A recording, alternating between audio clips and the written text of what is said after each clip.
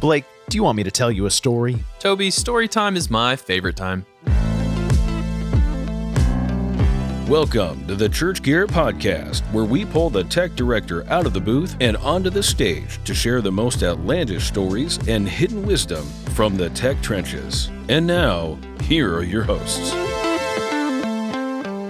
I'm your co-host, Blake Hodges, the sweatpant man, marketing monster, and now podcast organizer. And I'm here with my co-host, the gear pricing prize fighter, the sultan of sarcasm, and owner of ChurchGear, Toby Walters.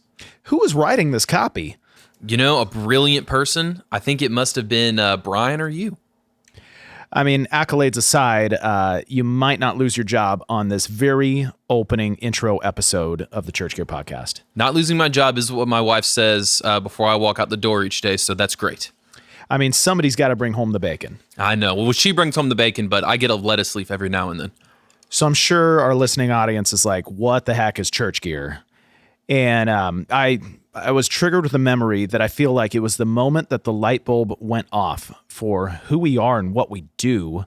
It was many years back. I was interviewing with a church in California to be a worship pastor, and they gave me a tour of their sanctuary as I was in this interview process, and they talked about their sound system. And I mean, I was a worship guy. I knew enough about tech at the time to understand the basics. And Blake, you know nothing about tech. I don't. I'm a newbie completely. So I'm hoping that you and our listeners will, learn a little bit on this journey. So they told me about their system and said it was totally like underbuilt for their music, for them going a more modern direction. And so they needed a new system.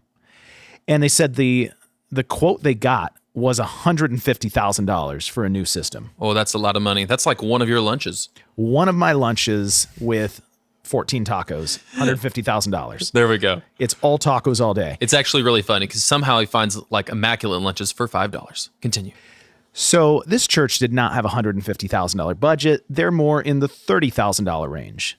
So I'm thinking to myself, $150,000? And this was, back in the day when supply chain issues weren't a thing, like there weren't even chips in a lot of the things they were using. Yeah, there's no excuse for this price. It's just, this is the monster of a price. So the church just kind of shrugged their shoulders and said, we don't really know what to do because we can't afford it. And I pocketed that information and we went on with the interview where they're giving me a tour of the church, and it was an older church building. So of course they have a basement.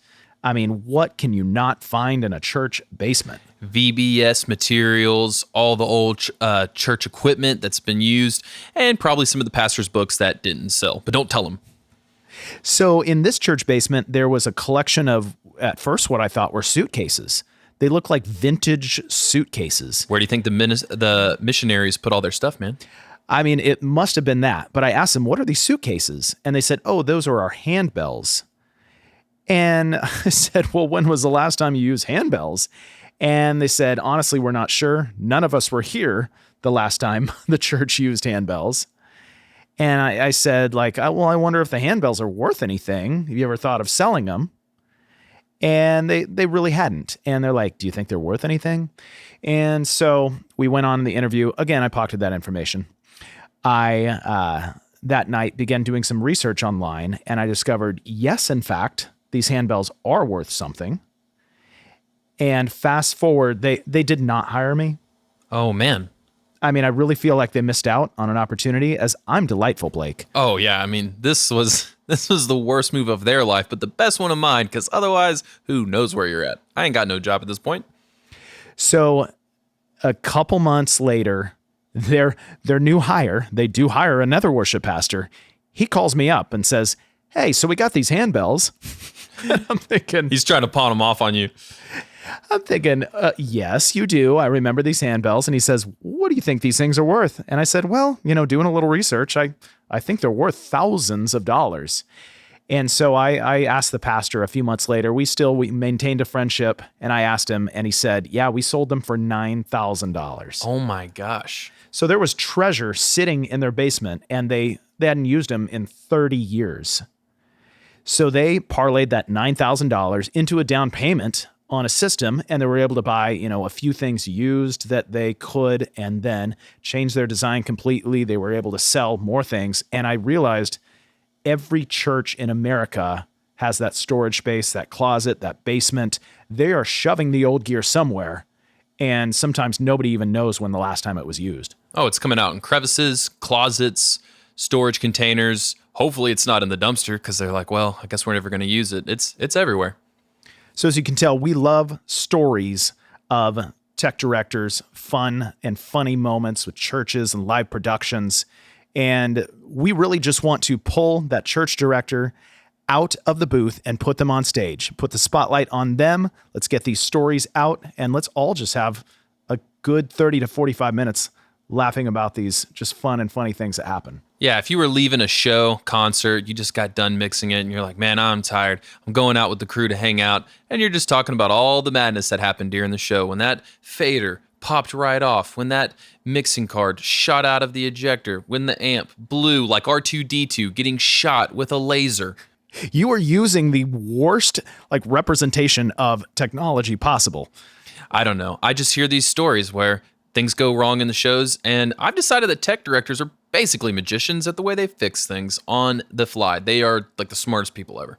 So I'm hoping things don't go wrong with this show. So apparently I'm supposed to be the expert. I mean, I'm an expert at not getting jobs at churches.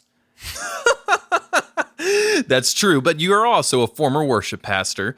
You've been flipping gear for 18 years. Yes, I did learn something from that situation in the church and learned that, yeah, you can buy and sell gear. That's a thing.